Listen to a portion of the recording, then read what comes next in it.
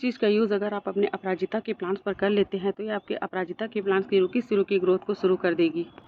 Hello friend, अगर आपके अपराजिता के प्लांट में फ्लावर बिल्कुल नहीं हो रहे हैं या फिर बर्ड्स नहीं आ रहे हैं, फिर प्लांट्स की पत्तियां बिल्कुल मुड़ी मुड़ी सी है या फिर आपके प्लांट्स की पत्तियां बिल्कुल इस तरह से पीली पड़ रही है ना, तो इस चीज़ का यूज़ करेंगे तो आपका जो अपराजिता का प्लांट है इतना हैवी फ्लावरिंग करेगा, इतना बर्ड्स और फ्लावर आएंगे ना, आपका छोटा सा छोटा भी प्लांट इस तरह से फूलों से भर जाएगा।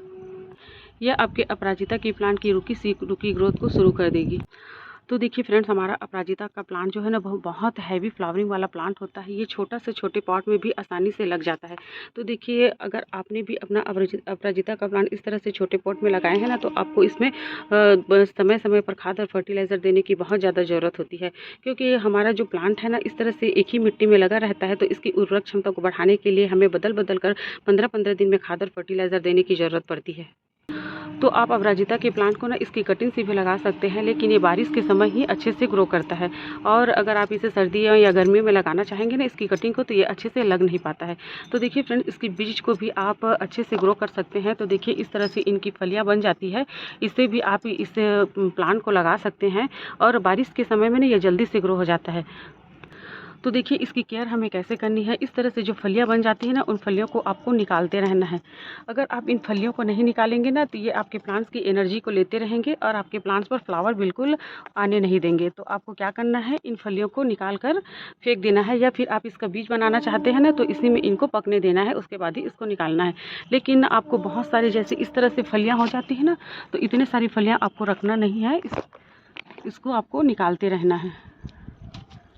तो देखिए फ्रेंड्स, मेरी इस अपराजिता के प्लांट में इतनी सारी फलियां लग गई है ना, तो मैं इन सब को निकाल दूंगी।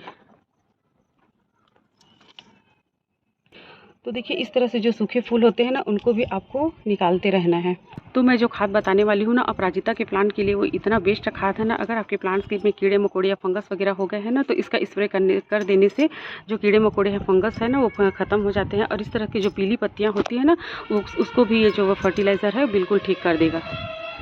तो ये है फिटकरी। इसका आप छोटा सा भी टुकड़ा यूज़ कर लेते हैं ना अपने प्लांट्स पर, तो आपके प्लांट्स में बहुत हैवी फ्लावरिंग आएगा। तो सबसे पहले तो हमें यह जानना है कि फिटकरी हमारे प्लांट्स पर क्या काम करता है। जो फिटकरी होता है ना फ्रेंड्स, हमारे प्लांट्स की मिट्टी की पीएच लेवल को मेंटेन करके रखता है। अगर आपके प्लांट्स की मिट्टी की उर्वरक क्षमता बिल्कुल कम हो गई है ना, तो इसका मात्र छोटा सा टुकड़ा डाल देने से आपके प्लांट्स की मिट्टी की उर्वरक क्षमता को बढ़ा देता है।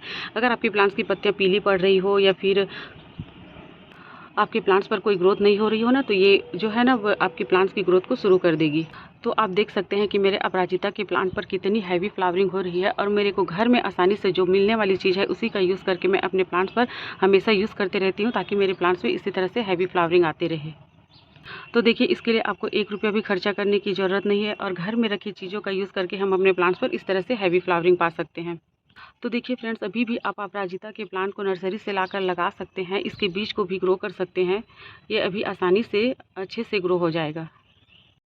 देखिए हमें 1 गिलास पानी ले लेना है, और ये जो फिटकीरी है ना उसको मात्र इस तरह से 2-3 बार इसमें घुमा लेना है, और ये बनकर तैयार हो जाएगा। तो देखिए 1 ही 2 बार फिटकीरी को पानी में घुमा लेने से ना इसका कलर जो है चेंज हो चुका है। तो इसका यूज़ हमें कैसे करना है, तो हमें 1 लीटर पानी ले लेना है, और 1 लीटर पानी इसका यूज़ हमें 1 कप करना है।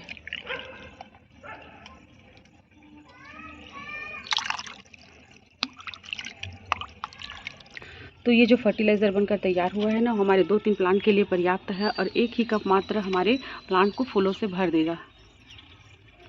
तो इसे देने से पहले ना हम अपने प्लांट्स की मिट्टी की गुड़ाई कर लेंगे, और इस तरह से जो कचड़े वगैरह उगे रहते हैं ना, या फिर इस तरह से जो पत्ते वगैरह रहते हैं उसको आपको निकाल लेना है।